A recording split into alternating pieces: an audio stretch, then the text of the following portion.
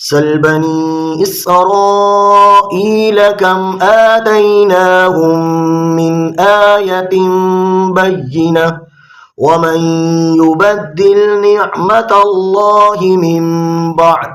من بعد ما جاءته فإن الله شديد العقاب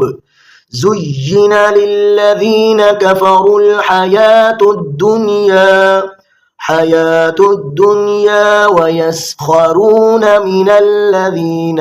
آمنوا والذين اتقوا فوقهم يوم القيامة والله يرزق من يشاء بغير حساب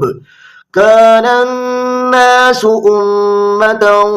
واحدة فبعث الله النبيين مبشرين ومنذرين وأنزل معهم الكتاب بالحق ليحكم بين